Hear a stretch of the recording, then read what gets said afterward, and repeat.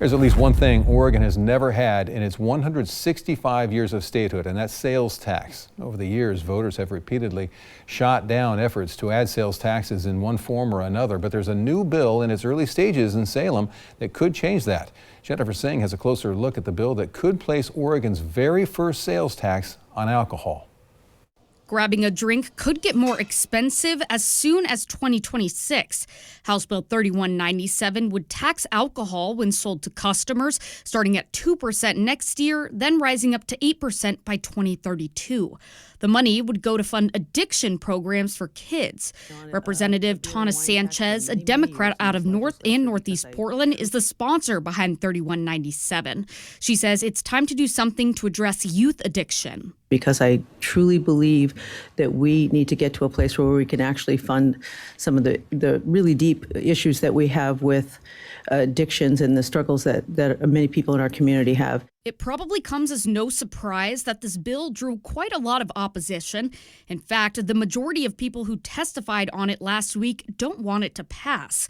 Many of them work in Oregon's famous craft beer and wine industry. Most craft beer is a luxury item and is already on the more expensive side. Adding a point of sales tax to beer will drive the consumer to purchase cheap commodity beer, all of which is produced out of state, that small Oregon breweries just can't compete with cost-wise. On the other side of the argument, supporters say we need to put more money toward fighting youth addiction. We are in the midst of a youth addiction crisis in Oregon, and the lack of sustainable funding for prevention, treatment, and recovery services has left too many young people without hope or help. Some Republican lawmakers shared their disapproval of the bill.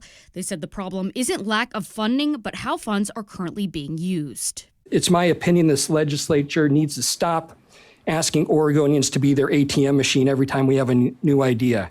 Instead, we should do what Oregonians do when they have limited funds.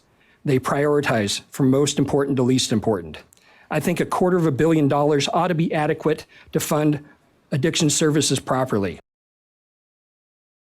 That's Jennifer Singh reporting. Members of Oregon's alcohol industries had one other major concern here: President Donald Trump's tariffs. In our previous coverage, we've shown you how businesses are worried the tariffs are going to hike their production costs throughout the supply chain, and those costs are going to get passed on to the consumers.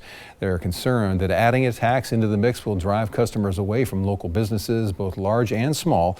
Now, this is not a done deal yet. The bill is still in committee, but we'll be sure to follow it as things do progress.